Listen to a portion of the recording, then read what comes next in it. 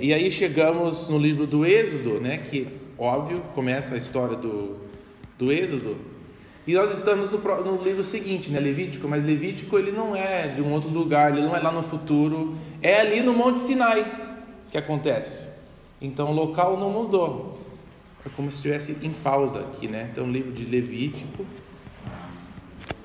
e o livro de Números, eles continuam no deserto. Algo interessante sobre o nome de Números em hebraico é o deserto, é o livro do deserto, é o livro da história do povo durante o seu tempo no deserto. Então eles ainda não chegam à terra prometida, e nem no livro de Deuteronômio, que eles chegam na porta da terra prometida e Moisés dá mais uma pregaçãozinha, né? Então é como se fosse Gênesis, nós temos uma boa caminhada na história, mas aí tem uma grande pausa, né? No Êxodo, e todo aquele tempo, esses 4 livros é um resumo, é meio que parado, assim, se a gente for pensar linearmente. Mais um detalhe que eu gostaria de olhar com vocês é só, então, como é que essa história vai fluindo até chegar em Levíticos. Vou começar com Jacó aqui. Jacó, ele desce, né, para Egito e fica lá. Alguém sabe por quanto tempo eles ficam? Quantos anos, mais ou menos? Uns 400 anos. 4 gerações. Aproximadamente 400 anos. É um tempão, né? Desceram em 70, aí que nem coelhos começaram a se multiplicar por 400 anos. Vai de faraó para faraó, até que alguém esquece de José e do seu povo, aí eles se tornam meio que escravos, né? Aí nós chegamos na época de Moisés, depois de uns 400 anos, e aqui a gente sabe o que acontece, né? Moisés chega e eles vão sair agora, é o Êxodo. As 10 pragas saem, e para onde que eles vão? Eles saem de Egito e Deus leva eles para onde? Eles não chegam em Canaã, até Deuteronômio eles não tinham chegado, mas especificamente qual que é o próximo, assim, momento? Vamos incluir o Mar Vermelho na saída do Êxodo, na saída do Egito, não saída do Êxodo, é a saída. O Monte Sinai, né, lá que eles vão encontrar com Deus. Vou fazer uma subidinha aqui, né, no Monte Sinai.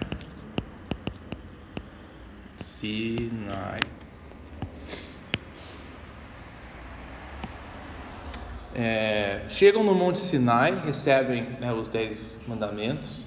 Moisés, na verdade, ele tem que dar uma subidinha lá e ele desce, né? Ele fica lá uns 40 dias, mais ou menos.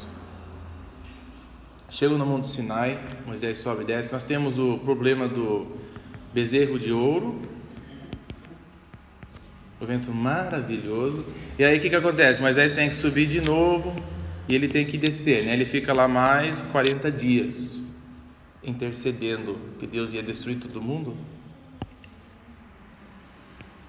Chegam no Monte Sinai, nós temos 2 40s, pensando assim.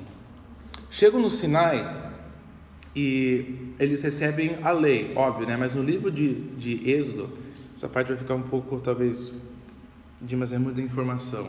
Então você pode assistir depois o vídeo. Mas durante esse tempo aqui no livro de Êxodo, temos o capítulo 19 e 20, é o evento do Monte Sinai. Até a próxima vez que Moisés sobe, durante esse tempo, antes da segunda subida, é um monte de leis, capítulos 20 a 29, mais ou menos, de Êxodo. Vou colocar aqui. Aí ele desce, né? E sobe novamente nos capítulos 30 a 32 para fazer propiciação, arruma, acerta, renova uma aliança.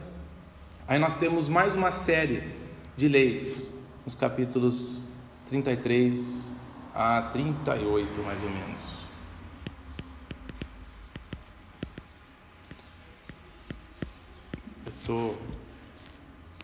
Eu acho que é por aí os números dos capítulos. Mas não sobe, desce, lei, coisas assim. E aí no final, o que acontece no final do livro de Êxodo?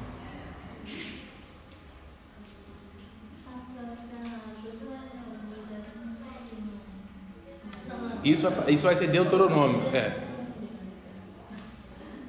No livro do Êxodo, antes de Levítico, o que acontece logo no final? Qual que é a última coisa? Sem olhar, tia. Qual é a última coisa antes de Deus falar? Então vai ter que ser sacrifício, vai ter que ser desse jeito. Porque no geral o contexto é: desobedeceram, Deus ia matar todo mundo, mas aí o acordo que foi feito, Deus falou: tá, então não vou matar todos, mas para que eu more entre vocês sem ter esse dano da sua vida, eu vou requerer que a gente vive de certo jeito, né? Nós vamos ter um sistema sacrificial cujo objetivo era de ensinar vocês sobre santidade, sobre pecado e as coisas que eu não gosto, as coisas que eu fico bravo e como a gente deve tratar um ao outro e etc. Esse é o contexto geral. E quando olhamos em mais detalhes, tem essas duas subidas de Moisés. Deus, ele concorda que ele vai morar com o povo. Aí temos essas segundo bloco de leis, de 33 a 38. E o que acontece antes dele dar as leis sobre os sacrifícios? Oi? Sem olhar, ninguém vai saber, obviamente. Temos que olhar. Esse silêncio não é para suspense. Bom, eu vou continuar mais umas coisas interessantes. Se a gente olhar aqui no tipo uma vista maior, uma coisa que eu achei interessante é o seguinte: vamos chamar esse momento aqui do Êxodo como salvação. É literalmente a primeira vez que a gente vê essa palavra na Bíblia, inclusive. Salvação é esse momento que Deus desce do céu e resgata o seu povo, tira eles daquela situação que eles estavam. Eles não são mais escravos, são agora filhos de Deus. Eles recebem uma nova identidade. Deus interfere na vida deles. Então Deus desce e nós vemos um tipo de salvação. Aí Deus leva eles para um determinado lugar, né? No Monte Sinai. Eles encontram com a presença de Deus no Monte Sinai. Nós temos uma série de eventos interessantes que Deus quer habitar com eles, né?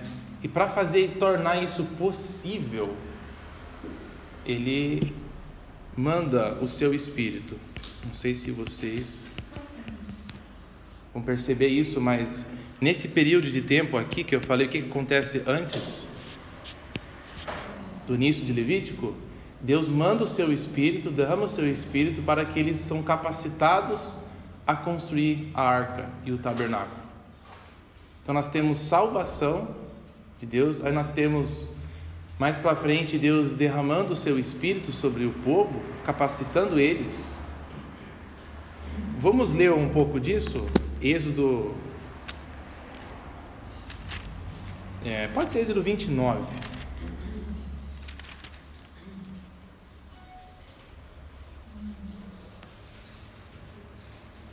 Êxodo 29, isso só...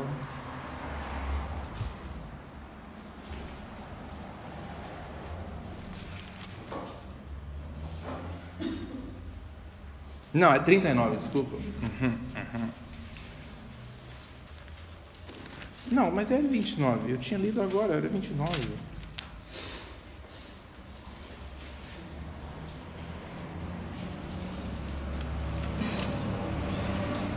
Você está procurando?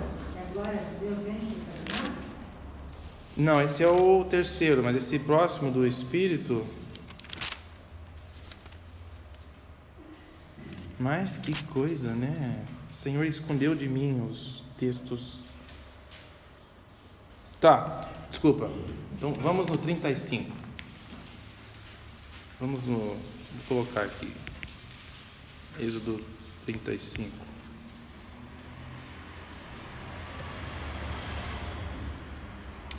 Êxodo 35, versículo 30. Começando no 30, né? Diz o seguinte: Disse então Moisés aos israelitas: O Jeová escolheu Bezalel, filho de Uri, neto de Hur, da tribo de Judá, e o encheu do Espírito de Deus, dando-lhe destreza, habilidade e plena capacidade artística para desenhar e executar trabalhos em ouro, prata, bronze e etc. Ele vai falando. E até disse que Deus move o coração do povo a entregar todos os materiais necessários. Então o Espírito de Deus move pelo povo. Enche alguns, capacita alguns para construir o tabernáculo. Acho interessante esse progresso. E aí, no finalzinho, no capítulo 40 de Êxodo agora, a última coisa que acontece depois que eles terminam, né? Vamos começar no capítulo 40, versículo 33. Podemos começar. Capítulo 40, versículo 33.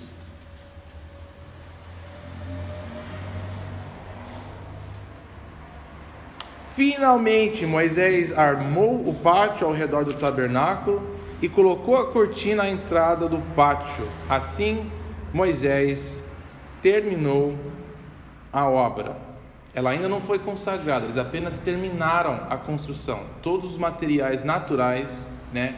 Ninguém conseguiu entrar no jardim do Éden para cortar uma árvore que tinha madeira santa. Era tudo ali que tinha à sua disposição, né? Inclusive tinha até ouro do Egito que tinha sido dedicado a ídolos anteriormente entre os israelitas.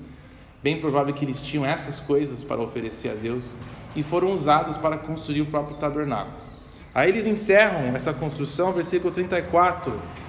Então a nuvem cobriu a tenda do encontro e a glória do Senhor encheu o tabernáculo. Moisés não podia entrar na tenda do encontro, porque a nuvem estava sobre ela, a glória do Senhor enchia o tabernáculo. Então nós temos uma progressão interessante: salvação, o Espírito de Deus descendo e capacitando e enchendo um determinado lugar com sua glória, causando alguma coisa assim para todo mundo ver, né? É possível eles verem. Então achei interessante essa sequência no Antigo Testamento: salvação, o Espírito de Deus e uma manifestação da glória dele. Eu acho que não é aleatório e não é uma coincidência que temos algo muito parecido na cruz. Nós temos Deus descendo do céu para salvar o seu povo.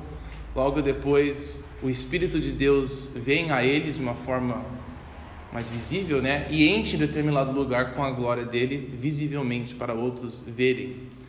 Inclusive em Atos 2, quando o Espírito de Deus desce, né, e enche as pessoas, tem também fogo, muito semelhante aqui. Deus se manifesta e fogo aparece.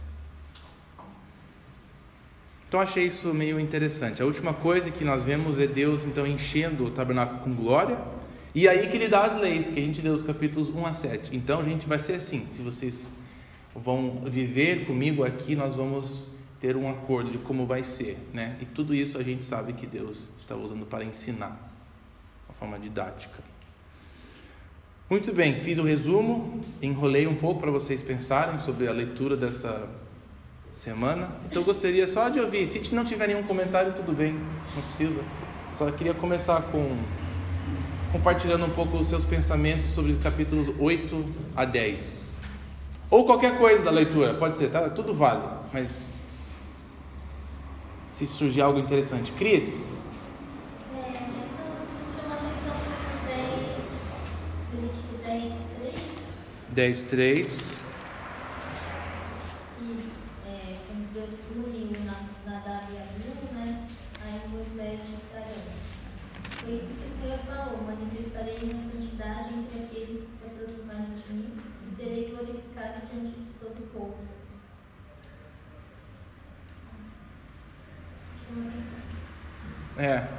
É um tema que vai percorrer. Temos visto esse tema percorrendo também a história da monarquia. Deus vai ser glorificado, independentemente se o povo obedecer ou desobedecer, ele vai ser glorificado através do seu povo. Princípio muito prático também na nossa vida, uma promessa, digamos. Mas às vezes traz bastante temor, né? Se a gente for para pensar, a gente às vezes ela, às vezes, de maneira tão casual, Senhor, eu quero mais de ti, canta e tal, mas essa aproximação, ela tem que gerar um temor na nossa vida, né? Senão ela vai ter consequências com isso, né? Sim. E ele não é imparcial, era as pessoas mais importantes, uma das famílias mais importantes ali, que tinha o privilégio de servir lá dentro do templo. Então Deus, mesmo esses, Ele vai exigir. Fazendo gancho, isso que a Cris comentou, que foi justamente o que, na hora que eu li essa passagem, eu pensei em Atos, né, em Ananias e Safira, justamente nessa questão, é interessante você fazer um paralelo, assim, do Antigo e do Novo, de como realmente quando tem uma mulher de Deus, ou seja, uma Deus visivelmente se aproxima mais, né, que o Espírito Santo vem e enche, tem o lado bom disso, mas a santidade de Deus que ou seja, a intolerância para com o pecado, assim, também é magnificada, de certa forma, né?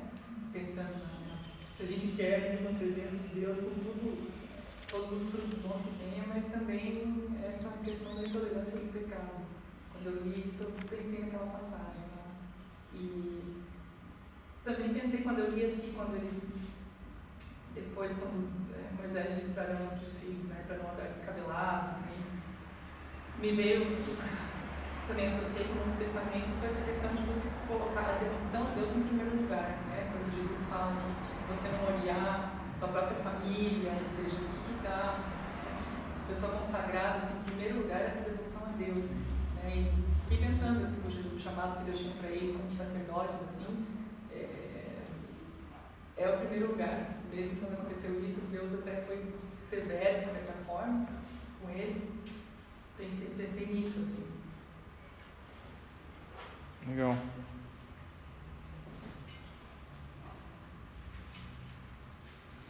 Mais alguém? Alguma coisa desses capítulos? Consagração de Arão? Ou capítulos de impurezas? De 11 a 15? Eu sempre chamo, cara, chama atenção essa questão do Urim e Tumim, né? Como é que lançar uma sorte assim para ver a vontade de Deus. Pois é, né? Coisa estranha. E por que o Espírito não revelava que tinha que ser através da sorte? Engraçado isso aí. É muito curioso isso. Até mesmo em Atos, né? Quando eles têm que escolher um outro discípulo, tem que negócio. A gente vai jogar isso aqui no chão e Deus vai falar com a gente aí como é que quem que Ele quer que seja. Interessante. É que Deus se manifestava daquela forma, né? Através da sorte. É que a gente hoje em dia vê isso associado a outras religiões, né? Que nem os caras que jogam búzios, cartas. De alguma coisa, prevendo o futuro. Tem um trecho de Hebreus que me vem à mente, onde Deus fala, seja quem for que escreveu, ele fala, né, Deus falou em várias formas, através de profetas, e várias no tempo passado. Mas a última voz mais clara dele tem agora sido Jesus, que é uma das coisas que a fé cristã se distingue. Ela crê que a última voz de Deus é Jesus, a maior revelação que... É por isso que não continua certas coisas. Ele tem uma revelação mais recente que é maior. Fugiu um nome agora, mas existe uma adivinhação por cartas que é ligada aos antigos judeus através desse tipo de ritual. Fugiu um nome agora. Até hoje é usado.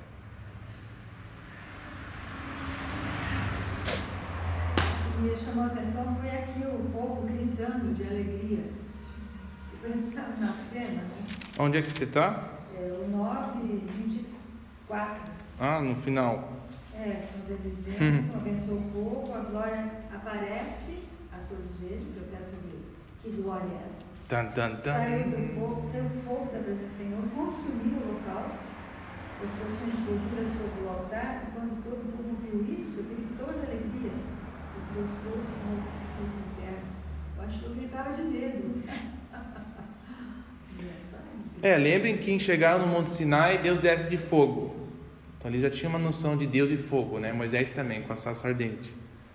E aí parece que ele encheu o templo de certa forma que ninguém queria entrar. Templo, o tabernáculo, a barraca. E aí parece que ele, Moisés e Arão, vem cá. Aí os dois entram no início de Levíticos e recebem essa informação. E aí, mais pra frente, eles aí terminam todas as coisas e aí consagram. E aí eles entram, aí desce fogo de novo. Aí é essa cena que a senhora está se referindo. E é este fogo que Deus quer que nunca apague no altar. Ele fala no capítulo 1, né, que o holocausto, ele quer o fogo sempre queimando. Mas isso que você falou, Sônia, é interessante porque ele fala que gritou de alegria e ao mesmo tempo prostrou-se com a terra. Como a gente às vezes dissocia, tem essa reverência que é junto com a alegria. E às vezes hoje a gente não tem esse entendimento, né? Associa alegria, entre aspas, com irreverência, com uma certa leviandade, né? E não é assim, a verdadeira alegria de Deus é reverente, né? Mais alguém, antes de continuarmos? Olhando para essa cena do final do capítulo, começando o outro, quando os dois morrem, eu acho que dá para ver assim o zelo de Deus com uma coisa,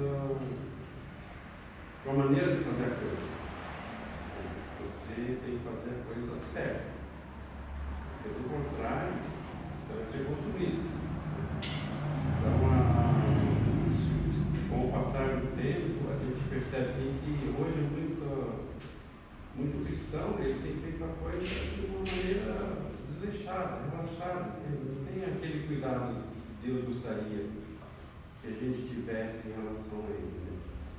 Então, se você volta lá no passado, no tempo do sacrifício, das ofertas, a única diferença para hoje é que nós estamos isentos disso, mas não estamos isentos de fazer a coisa direito, de fazer a coisa certa.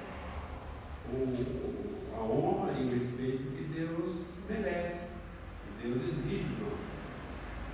Então, a gente tem visto muita coisa errada sendo praticada por igreja, por líderes de igreja, e não acontece nada. Né? Só que, se você continua vendo a história para frente, uma hora essas pessoas vão ter que prestar conta desse culto relaxadamente, desse descaso que tem com a coisa correta.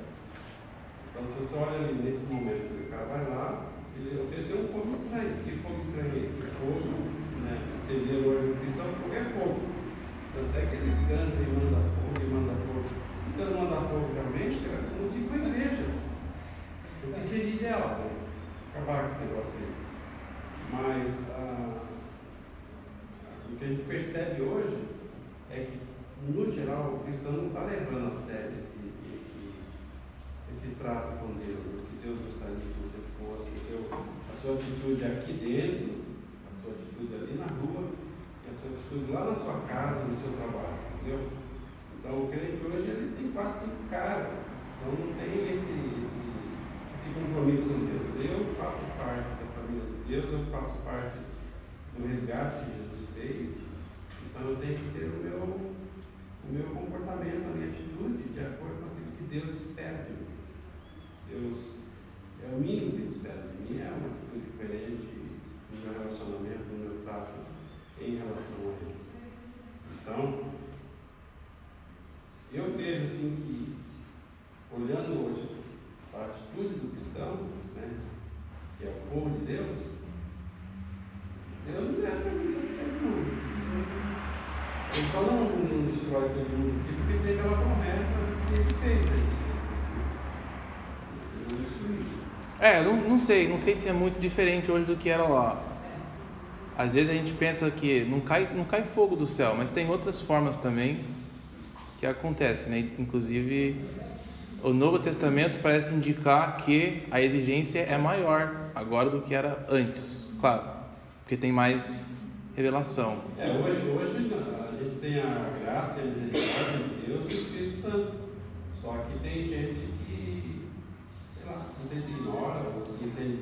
Mas o que é interessante é que a gente está vendo que eles tinham também, né? O sacrifício era graça de Deus para eles morarem com Ele.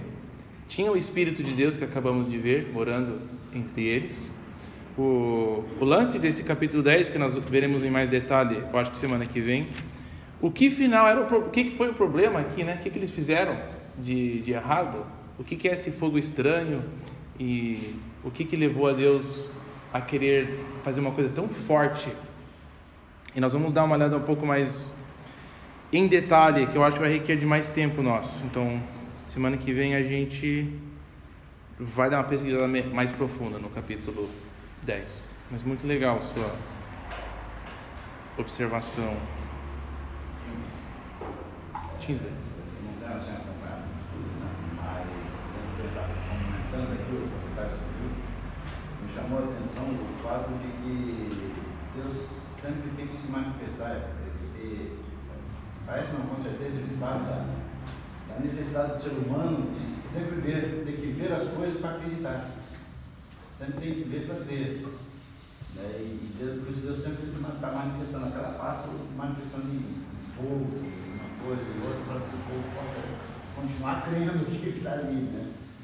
E eu acho que hoje em dia também nós vamos muito pelo crer. Muitas vezes a gente deixa a fé, né? A gente quer ver alguma coisa acontecendo, né? Por isso que muitas vezes a gente vai para muita emoção, mas a gente quer ver as coisas acontecendo também, né? Então isso me chamou a atenção, a necessidade do ser humano está sempre vendo alguma coisa acontecer para poder ter. Eu acho não, com certeza, o Novo Testamento vai falar, não é mesmo, vai falar. Nem vendo, você vê que eu estou aqui entre vocês não estão me enxergando. Aí tem um conceito, né, como seria, e ele nos surpreende. Legal. Para terminar aqui o nosso tempo de introdução, estava pensando num comentário que foi feito semana passada sobre João 6, onde Jesus fala: você tem que comer minha carne, beber meu sangue e tal, e alguém mencionou aqui, acho que foi a Selma, mencionou aqui esse paralelo com comendo a carne, né, do sacrifício. E tem algum paralelo, e eu estava pensando, isso foi uma boa observação, que nós estamos, afinal de contas, tentando aprender a como ler a Bíblia, e o mais que a gente lê, a gente vai vendo semelhanças em lugares diferentes da Bíblia, ecos diferentes. E com certeza um dos fundos por trás dessa cena de Jesus é essa noção do sacrifício, de participação. Aí eu pensei durante a semana que eu acho que tem outros também que são muito semelhantes quando Jesus fala de comer a carne dele e beber o sangue, que teria estado na mente das pessoas que estavam ouvindo ele. Então tem uma que eu gostaria de compartilhar com vocês, que eu achei legal essa observação da Selma, e eu queria adicionar um pouco, né, um outro tema.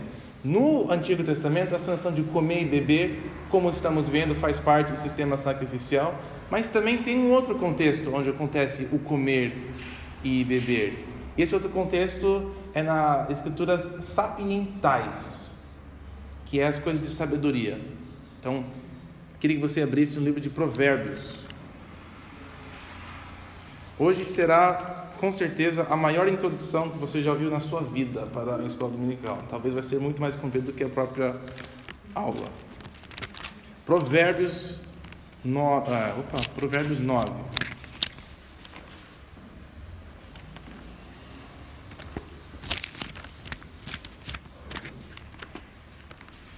Nos 9 capítulos de Provérbios tem uma metáfora que é repetida, que é sobre duas mulheres bonitas, só que uma é uma prostituta e outra é bem sábia. E a bem sábia representa a lei de Deus, o Torá, o conhecimento. E é interessante como é que elas falam. No capítulo 9, isso aqui, Provérbios 9, isso aqui é o finalzinho, né, da história toda dessas duas mulheres, mas a sabedoria, a mulher fala assim, capítulo 9, vou começar do versículo 1, vou ler só os primeiros versículos. A sabedoria, ela construiu a sua casa e aí ergueu 7 colunas, matou animais para a refeição, preparou o seu vinho e arrumou sua mesa, enviou suas servas para fazerem convites desde o ponto mais alto da cidade, clamando: venham todos os inexperientes. E a palavra inexperientes é meio...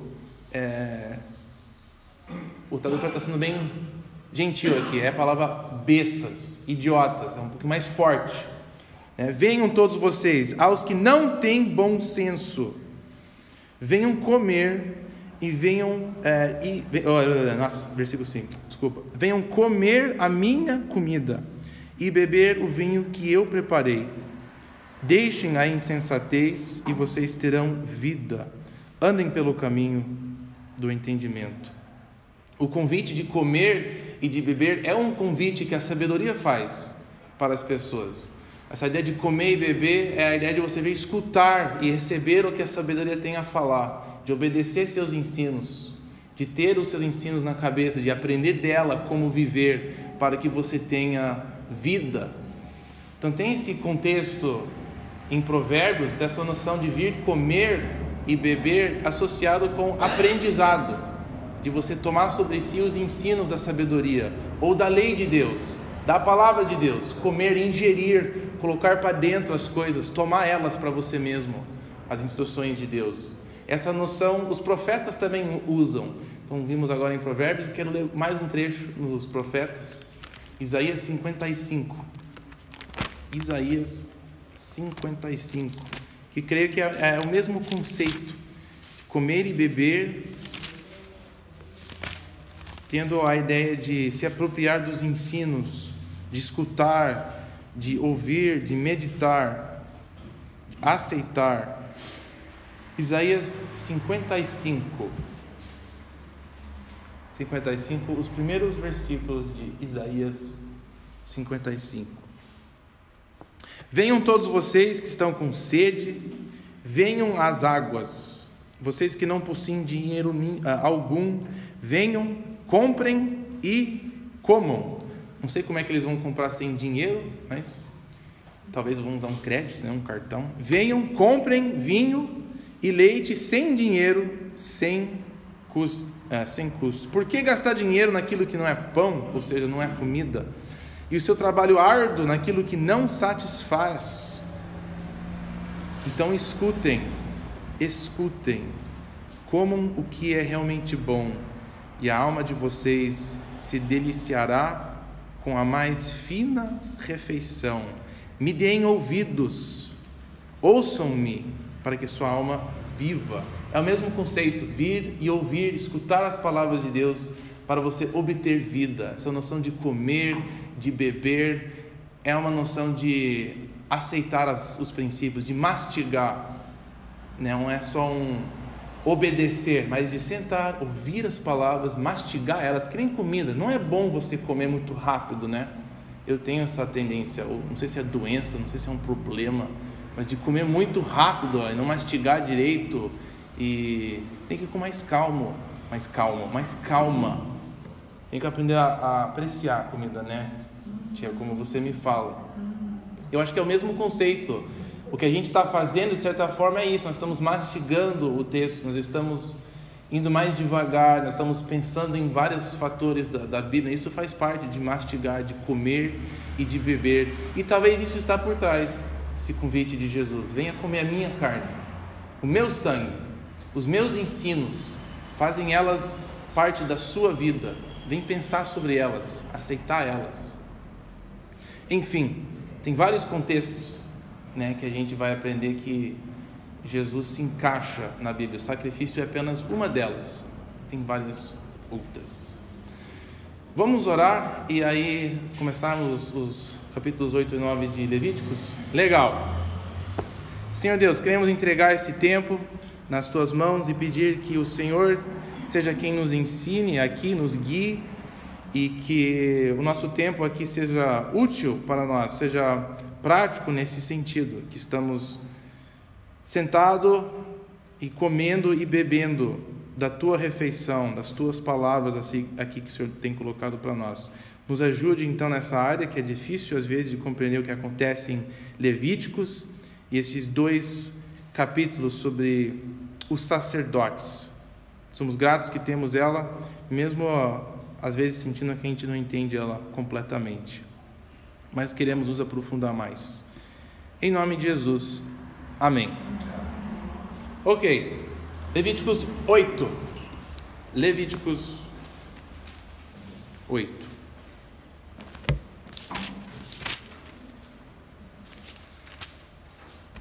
A ordenação de Arão e dos filhos. Então, chegamos agora numa parte do livro que é um pouquinho mais fácil de ler, né? Porque não são leis, é meio que uma história. Encerrou todas as instruções sobre os sacrifícios e agora está na hora de impor em prática, né, para eles tudo que Deus falou. Eles vão ter que consagrar essas pessoas. Então a gente vai ler algumas partes só do capítulo 8 e 9. Não quero ler tudo, né, em relação ao tempo. Mas, então no capítulo 8, o que eu quero ler, eu quero começar... Primeiro vamos começar do início, aí nós vamos pulando, tá? E a qualquer momento, por favor, sentirem que eu pare e fale sobre alguma coisa em mais detalhes, só levantar a mão ou fazer um barulho, ou falar o meu nome. Versículo 1. O Senhor disse a Moisés: traga Arão e seus filhos suas vestes. Acho interessante essa noção, né? Porque eles tinham feito vestes especiais, roupas. O óleo da unção, o novilho para a oferta pelo pecado, os 2 carneiros e o cesto de pães sem fermento, e reúna toda a comunidade à entrada da tenda do encontro. Algumas coisas importantes desse versículo. Essas vestes, novamente, tudo que a gente está vendo aqui é tudo coisa normal, né? Que o que vai torná-las especiais é Deus, é a palavra dele e é a presença dele. Os vestes, o óleo. Esse óleo não é de nada, não é uma planta divina, é óleo, é óleo. Por que é óleo da unção? Porque Deus falou que isso aqui vai ser um óleo da unção. Meio simples assim, mas é isso. Ele mesmo torna esse óleo especial. Um novilho para a oferta pelo pecado. Lembre que a gente está falando aqui, pecado, como eu tenho falado, é a palavra purificação, né? Isso faz bem mais sentido, especialmente aqui, quando os sacerdotes vão ser dedicados, eles precisam ser purificados para essa obra, ou separados. Então eles não precisam, essa oferta pelo pecado é muito melhor nós entendemos como purificação, não porque eles têm pecado e precisam oferecer uma oferta, é mais porque precisam ser purificados, santificados de um nível a mais do resto do povo. Então você vai ter a oferta pelo pecado e aí esses pães sem fermento. E chama todo mundo aí lá na frente para ver esse processo todo, uma coisa que todos vão assistir e participar. Vou ler mais um pouco aqui do início. Então Moisés disse à comunidade, versículo 5: foi isto que o Senhor mandou a fazer. Então levou Arão e seus filhos à frente e mandou-os banhar-se com água. Eu acho que a ideia aqui é que eles tinham banhado. Não é que eles vão banhar ali na frente de todo mundo. Apesar de parece implicar que foram lá na frente, aí banharam-se, eles se banharam antes, aí tem um momento aqui de lavar as mãos, lavar algumas coisas de fora. Então não seria um banho total ali na frente de todo mundo. Pôs a túnica em Arão e colocou-lhe o cinto e o manto, e pôs sobre ele o colete sacerdotal. Depois a ele prendeu o manto sacerdotal com o cinturão. Colocou também o peitoral, né, aqui, um negócio aqui, e o Urim e o Tumim, os 2 gêmeos filhos de Arão, não, eram as 2 pedras, e colocou o turbante na cabeça de Arão com a lâmina de ouro, isto é, a coroa sagrada, na frente da turbante, conforme o Senhor tinha ordenado a Moisés. Parece, não sei. Esse peitoral aí já era da revelação? Era do quê? Da revelação? Já era? E domingo já acendiam e apagavam? O problema é o seguinte, o Mim, Turim, a gente não sabe o significado desses nomes. Elas estão no texto em hebraico assim. E a gente fica, será que são pedras? Mas mais tarde, né, em Samuel, a gente fica sabendo que isso aqui ele funcionava dessa forma, né? Sim, de alguma forma Deus comunicava. Se ele mexia, se ele acendia. Certo. Mas nesse momento ele já era assim? Já era isso? se já era assim? Se ele já tinha essa função. Foram capacitadas para isso, né? Não se sabe. Mas eu acho que eu não... Talvez seja o começo, né? Não tinha antes. É que nem tipo de outra tradição semelhante a gente consegue encontrar antes, que seria, é tipo isso aqui. Sabe? Esse nome, Urim e Urim Tumim. Então fica difícil saber, é meio confuso. Mas de alguma forma, através dessa coisa aqui no peito, Deus comunicava com eles. Mas essa noção é interessante. Você vê quanto espaço aqui é dedicado a roupas que ele tinha que colocar? E o quanto a gente não sabe sobre essas roupas. Então não vou tentar entrar o significado do colete, o significado do cinturão, o significado da coroa. Não vou querer seguir essa linha. O que eu quero apenas é o conceito de colocar roupas.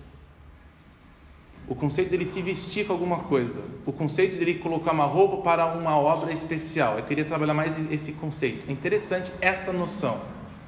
Tá? Que na hora de consagração ele vai ter que consagrar também estes vestes, separados para este uso exclusivo. Então este veste fazia parte da vida dele. Agora ele vai ter outra função, outra responsabilidade, um privilégio, digamos, através dessa roupa. Vai capacitar ele a ter uma outra vida, mais ou menos. E eu queria pegar este conceito, que é outro conceito que a gente vê também na Bíblia, que é repetido em outros lugares. Então aqui, estes vestes trabalhavam uma função sacerdotal do povo, né? Quer dizer, do sacerdote. Este conceito nos profetas, eu vou agora sair de Levíticos novamente. Este conceito é interessante, porque durante o exílio, ou antes do exílio, durante o exílio, os profetas falavam sobre como Deus ia tratar o seu povo. E quando ele for restaurar o povo, ele vai restaurar de tal forma que todos vão participar na função sacerdotal. Isaías falando. E eu queria ler esse texto com vocês, Isaías 60.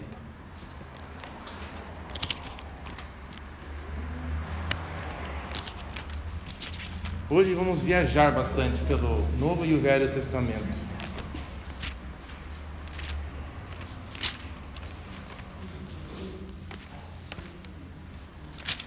Nem sei de fato o quanto de Levíticos a gente vai fazer, mas tudo bem, né? Isaías capítulo 60, falando do tempo que Deus vai restaurar Sirão ou Jerusalém. E também eu vou pular um pouco, mas eu vou ler os primeiros 3 versículos para você pegar a noção aqui. Deus falando, ou o profeta falando com o povo.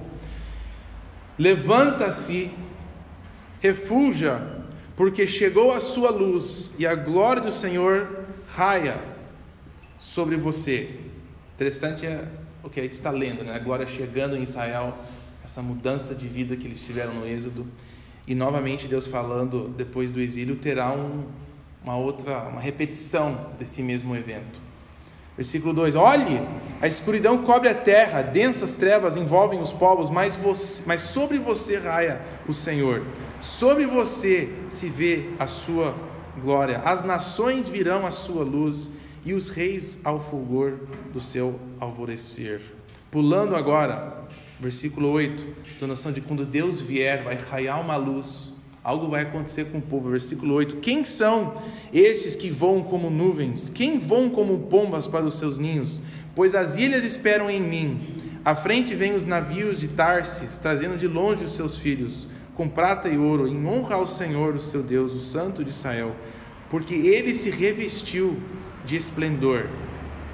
Deus, quando ele vai agir, parece que ele vai colocar uma roupa de glória e vai trazer para o povo os filhos que estavam dispersos. Olha que ele fala: estrangeiros reconstruirão os seus muros e seus reis a servirão. Com ira eu a feri, mas com compaixão lhe mostrarei, mas com amor lhe mostrarei compaixão. As suas portas permanecerão abertas, jamais serão fechadas dia e noite, para que lhe tragam as riquezas das nações, com seus reis e a sua comitiva. Então essa glória de Deus virá ao povo e as nações virão a conhecer, eles vão querer honrar a Deus, trazendo as riquezas que eles mesmos têm. Versículo 13, estou pulando aqui para o 13.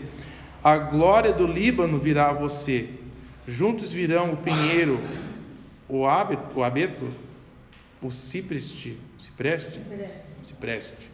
para adornarem o lugar do meu santuário, e eu glorificarei o local em que pisam os meus pés. Vou pular para o versículo 15.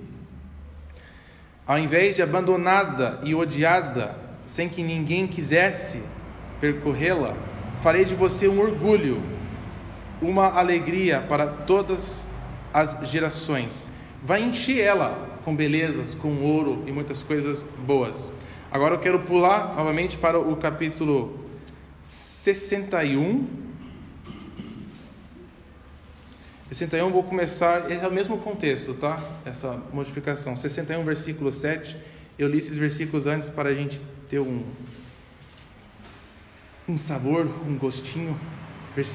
Capítulo 61, versículo 7. Em lugar da vergonha que sofreu, o meu povo receberá porção dupla, e ao invés de humilhação, ele se regozijará em sua herança, pois herdará porção dupla em sua terra, e terá alegria eterna. Porque eu, o Senhor, amo a justiça, odeio o roubo e toda a maldade. Em minha fidelidade os recompensarei, e com eles farei aliança eterna. Seus descendentes serão conhecidos entre as nações, e sua prole entre os povos. Todos que os virem reconhecerão que eles são um povo abençoado pelo Senhor. Que maravilha, né? Que coisa amorosa, que coisa maravilhosa. E agora é o versículo que eu queria que vocês prestem bastante atenção. É grande o meu prazer no Senhor. Isso aqui agora a pessoa, é como se fosse Jerusalém, o povo respondendo a todas essas promessas. Regozija-se a minha alma em Deus. Olha como é que ele descreve a recepção de todos esses benefícios. Pois ele me vestiu com as vestes da salvação. Então toda essa beleza, todas essas promessas, um jeito de descrever isso é como eu recebi algo que me dá honra, né? Eu recebi vestes de honra, vestes de salvação. Sobre mim pôs o manto da justiça, uma nova roupa, qual noivo que adorna a cabeça, como um sacerdote. Privilégio, honra, status. Qual noiva que se enfeita com joias? Então a ideia de ser salvo, de ser restaurado, abençoado, é descrito aqui como vestir roupas novas, semelhante a um sacerdote, semelhante às roupas que o noivo e a noiva usam no momento especial, para marcar aquele momento, né? Este ritual. Então achei interessante essa noção de vestir roupas como um jeito de descrever a recepção dessas bênçãos, dessas promessas, uma nova identidade, alegria, fazer uma coisa diferente, uma função diferente. Vindo, eu acho, desse contexto de Levíticos, por que Arão vestiu com todas essas roupas diferentes? Era um privilégio, coisas bonitas, joias preciosas, uma função dele, um status elevado, poder se aproximar de Deus, ter essa nova identidade. Quem que era Arão antes? Vocês sabiam quem que era Arão antes dele ser o sumo sacerdote de Deus? Filho da mãe dele, só. Grande coisa. Ele não era ninguém especial, não vinha de uma linhagem maravilhosa, é nada. Aí ele recebeu vestes novas, um privilégio de ser a pessoa que podia entrar na presença de Deus uma vez por ano, a pessoa que estava lá sempre ministrando, e as vestes representavam essa honra maravilhosa que ele tinha, esse privilégio. Gente, esse contexto ele vem para a gente até o Novo Testamento, que eu acho que tem algumas frases ali que é semelhante a nós. Você vê que em Isaías ele fala que nem um sacerdote nós vamos nos vestir de formas diferentes. No Novo Testamento tem um jeito de escrever nossa vida com Jesus muito semelhante. Em Efésios 4, vamos ler Efésios 4. Eu ia só citar, mas eu olhei e vi o vigor, o ânimo, o interesse nos seus olhos. Então vamos ler. Escutou os pensamentos de alguns. Tem uma linguagem no Novo Testamento em relação ao que nós recebemos em Jesus, os privilégios, as promessas, uma vida nova, e usa a mesma linguagem de tirar roupa e colocar roupa, que eu acho que vem desse mesmo conceito do que nós estamos vendo no Antigo Testamento. Efésios 4. Efésios 4, ao partir do versículo 20, vou começar a fazer assim com as minhas mãos, para quando... Não vou, é muito chato isso, é cansativo também. Versículo 20, todavia, não foi isso que vocês aprenderam em relação a Cristo. De fato, vocês ouviram falar dele, e nele foram ensinados de acordo com a verdade que está em Jesus. Que quanto à antiga maneira de viver, a sua velha vida, vocês foram ensinados a despir-se do velho homem. Essa palavra despir-se tem a ver com roupa, é tirar uma roupa, é um verbo usado não exclusivamente, mas é a ideia de você tirar roupa, você não usa ele para mais outra coisa, este verbo.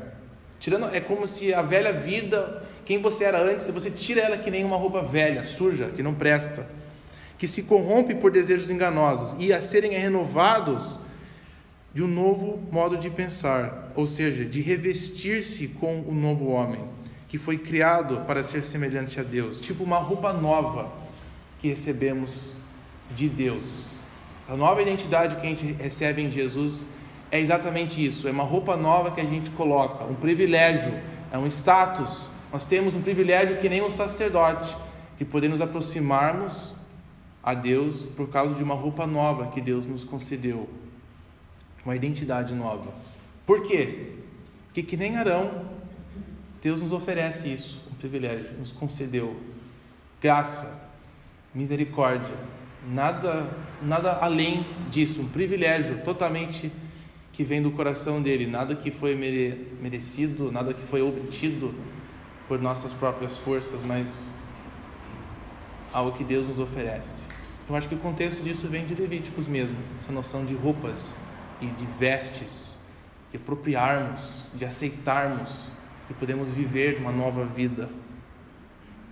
Tá, era isso então. Voltando a Levíticos, essa consagração. A não ser que alguém tenha algum comentário ou algum pensamento que queira verbalizar agora. Eu pensei em Efésios 6, quando você falou lá no começo da questão das vestes, da armadura, né? Sim, tem a armadura de Deus, que ele cita algumas partes aqui.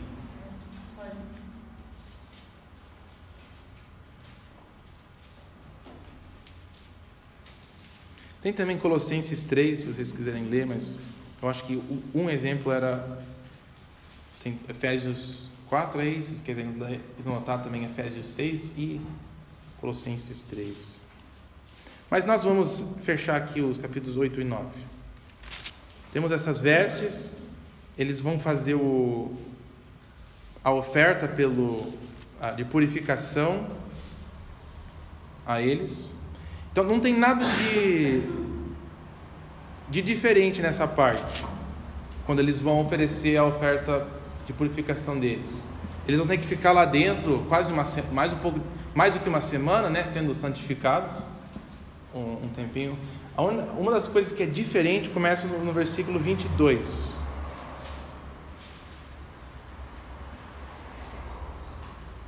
Capítulo 22, versículo, desculpa. A seguir mandou trazer outro carneiro, o carneiro para a oferta de ordenação. Então esse vai ser um procedimento diferente. Não é como a purificação, aonde o tabernáculo está sendo purificado. Preste atenção para onde que vai o sangue nesta oferta, porque no outro o sangue foi no altar e foi lá para limpar, né, o templo. Mas o sangue vai em outro lugar desse daqui. Arão e seus filhos colocaram as mãos sobre a cabeça do carneiro. 23. Moisés sacrificou o carneiro e pôs um pouco de sangue na ponta da orelha direita de Arão. Isso aqui não aconteceu em nenhum outro sacrifício, né? no polegar da sua mão direita e no polegar do seu pé direito. É agora que ele devia tomar banho, né? Não antes, se sujar com sangue.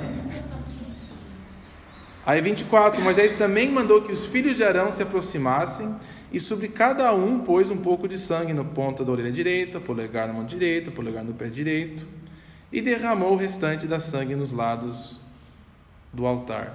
Você viu que o sangue, ele vai nas pessoas nesse oferta de ordenação. Aí o resto tem que ser jogado, é mais ou menos jogado fora. Não é colocado no tabernáculo, não é usado para limpar e purificar nada. O sangue aqui tem outra função. Qual seria a função desse sangue, desses ouvido, dedo e pé? Consagração? Sim, seria consagração. E você queria adicionar mais uma coisa assim com...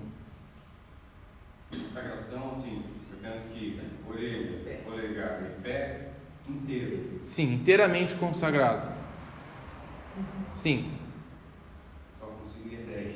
Não, legal. E que mais que é consagrado assim? O serviço. Oi? Ouvia, ele com as mãos e os pés, o serviço. Sim, representa todo o serviço dele, né? Ele vai escutar o povo, a confissão às vezes de pecados, ele vai oferecer, ele vai ter que caminhar e andar entre aqueles lugares, todo o trabalho dele está representado ali. E o que mais que é colocado sangue? Que nós já temos visto. Sim, todas as coisas ali, o tabernáculo, todas as partes, elas são consagradas com sangue. É isso que faz elas separadas do resto do povo. Então nós temos a consagração para o trabalho e também eles estão sendo feitos santos. Estão feitos, isso que é consagrar, né? Ser feito santo agora. Eles são santos. Eles podem agora fazer esse trabalho. É capacitação de poder tocar nas coisas santas e não morrerem. Essa santificação maior do povo. Outra noção de santidade. A impressão que ele talvez está fazendo parte disso tudo. Sim. Ele vai fazer parte. Ele é que nem o status desses outros objetos santos, né? Para poder tocar nelas, ele precisa ser santo. Então Moisés vai oferecer esse sacrifício para santificar os filhos. Aí tem todo um processo diferente. Eles ficam lá uma semana inteira para o processo de santificação cumprir. Agora, o ritual em si tem uma coisa mágica com 8 dias que a pessoa se torna mais santa? Gente, não tem. Por que Deus escolheu esses dias? Eu não sei. Não sei se tem uma coisa espiritual por trás dos 7 e 8 dias. Não acho muito sábio tentar encontrar significado profundo nos números, assim. Mas é apenas investir um ritual com sentido. Ter um momento que tem significado. Só uma vez uma pessoa vai ser consagrada, um sacerdote. Ele não precisa se consagrar todas as vezes na vida, mas em um momento vai marcar, né? A gente falou aqui sobre, eu acho que foi Tinsley que falou sobre, a gente quer ver coisas, né?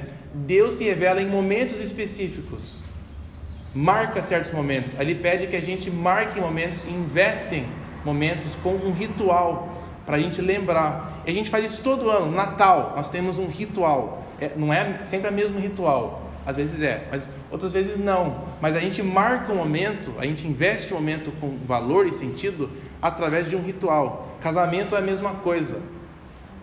Formatura é outra. Aniversários é outra. Nós marcamos momentos importantes através de rituais. E é isso que está acontecendo aqui. É um jeito de marcar um momento importante, de não esquecer. Então, rituais, não é que elas são mágicas, nunca foram mágicas. Mas rituais na Bíblia é para marcar e investir com valor. Para a gente compreender e lembrar. Então é isso que está acontecendo nesse trecho. Aqui, pulando para o capítulo 9. Tá? Tentei resumir o que tinha acontecido no capítulo 8. Eles fizeram tudo isso e vão ter que ficar lá uma semana.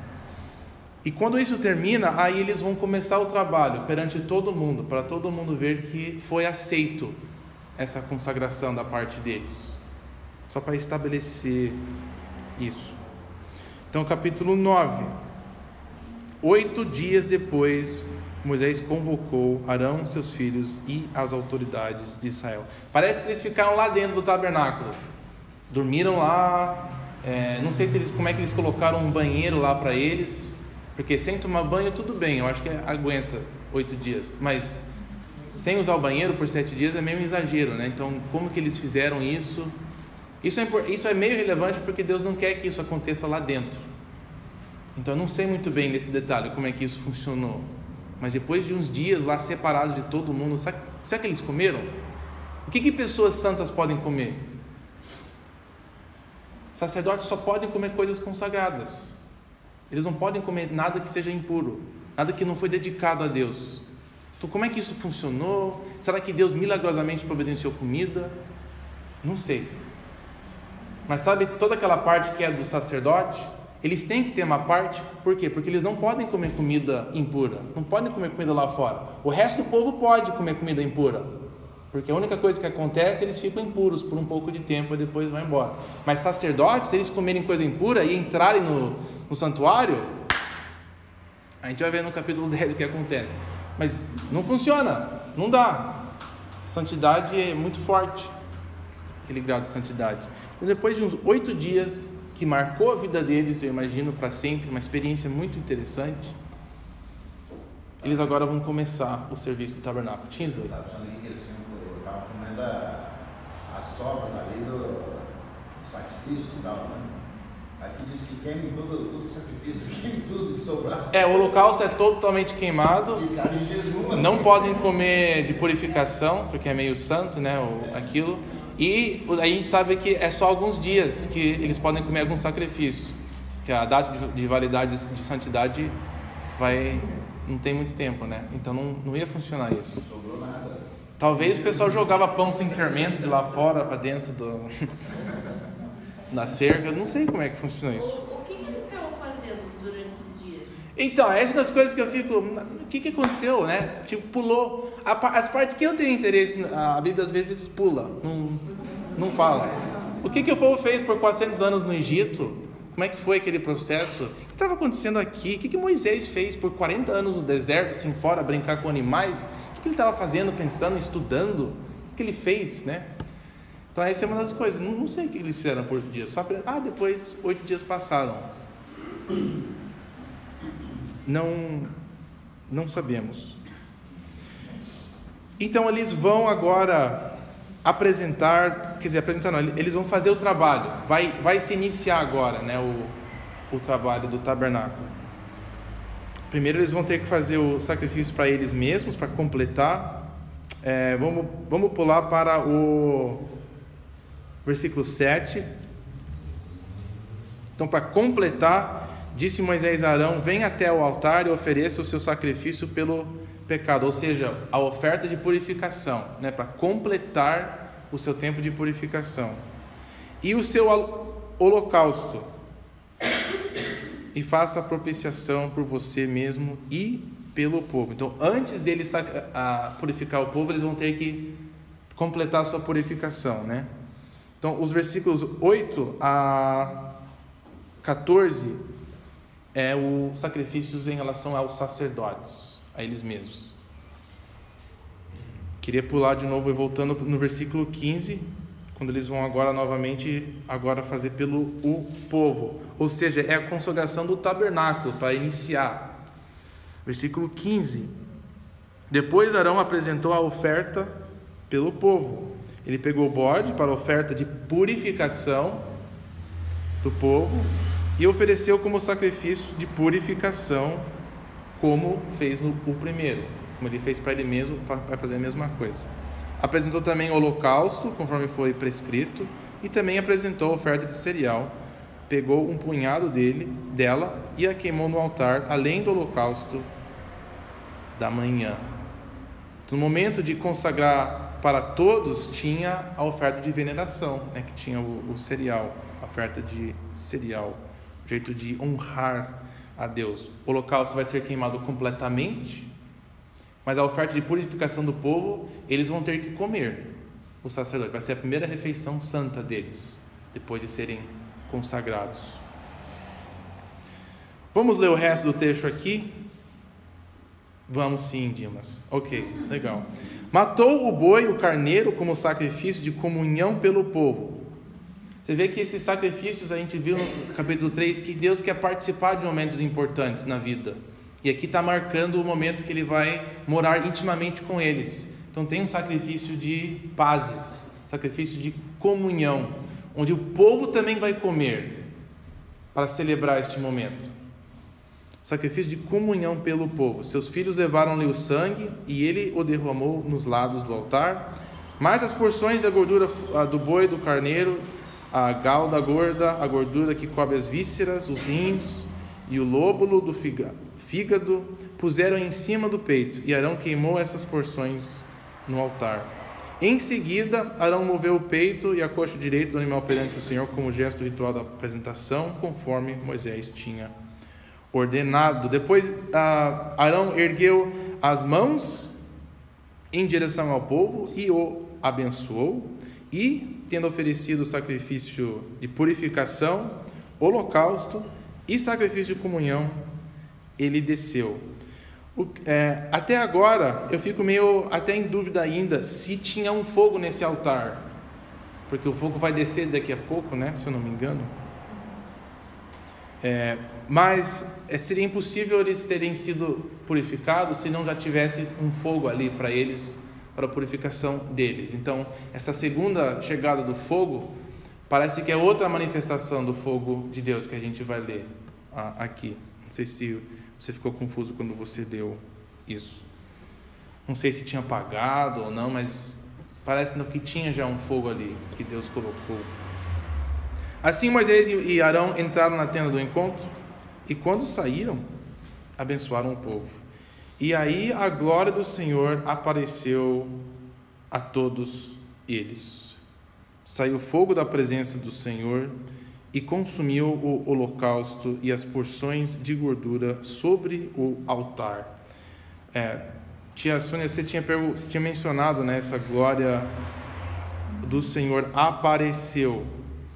Não temos uma descrição do que é isso, né? Essa manifestação visível da glória de Deus. Não descreve especificamente o que é que eles viram. O único contexto que nós temos é o que nós vamos ver mais para frente, quando a glória de Deus se manifesta, que de noite é bastante fogo e durante o dia é um tipo de nuvem, né? Interessante esse conceito, que durante o dia teria uma nuvem. Não sei se é engraçado que na minha cabeça a nuvem é uma coluna, né? Mas nuvem não necessariamente precisa ser um vertical assim. Talvez seja uma nuvem assim, né? Colocando uma sombra. Mas era algum jeito de ver. Às vezes eu fico pensando, interessante também o holocausto, que era queimado constantemente, um fogo, uma fumaça. Será que essa fumaça não fazia parte da manifestação da presença de Deus ali e subia e ia naquela coluna? Não sei, mas é um visual meio interessante, de algo subindo, seria a fumaça do altar, e alguma nuvem ali por cima do tabernáculo, e foi dessa nuvem que... Não, esse barulho não funciona, mas saiu um fogo dessa nuvem que queimou, e esse fogo representou Deus aceitando, Deus confirmando este momento. Vai começar agora o momento que Deus vai habitar intimamente com o povo, de forma que Ele não fazia antes. Apesar de Ele estar em todos os lugares, agora Ele vai viver mais intimamente com o povo, os ensinando a questão de santidade. O que me chama a atenção é que Moisés entrava com Arão e os filhos, e não tinha sacrifício por Moisés, pelo menos não descrito aqui, né? Ele podia chegar lá, mexer, fazer, ensinar e sair. Moisés era diferente. Sim, Moisés é outra figura. Ele não se encaixa dentro dessas regras, né? Ele é um cara que pode entrar lá dentro. Ele é um cara que... Ele não fala muito aqui, mas ele fica uma maioria do tempo no deserto com um véu sobre a cara dele. que até a santidade ficou lá em cima da cara dele, né? Tinha que cobrir, se abrir, vai sair santidade assim e matar os pecadores. Então tinha que andar meio coberto. Então Moisés era uma figura distinta disso. Que é outra indicação, né? Que tudo isso é meio didático. Os sacrifícios, o sangue, todas essas coisas era para ensinar em si. Eles também como a gente. E terminamos o capítulo 9. Fogo saindo. Tudo direitinho, parece que está tudo tranquilo, é uma maravilha, está todo mundo feliz, rosto no chão, é um momento maravilhoso. Mas viremos semana que vem que a alegria não durou muito tempo assim. Que é muito semelhante. Bom, vamos deixar por aí, tá? Algum comentário antes de nós encerrarmos aqui? Eu não tenho nada a mais. Eu não queria começar o capítulo 10 porque tem muita coisa legal que eu acho vale a pena gastar um tempo maior. O que eu queria comentar é que, já falando sobre Moisés, pelo menos eu não tenho lembrança assim, se fala alguma coisa do relacionamento dele com a família dele. Isso, né? É muito dele e o povo, ele junto com o povo ali, mas ele era casado, tinha esposa, filhos, família. Temos alguns relatórios. Um relatório bem amoroso entre ele e a esposa, ela chama ele de um noivo de morte. Bem bonito, né?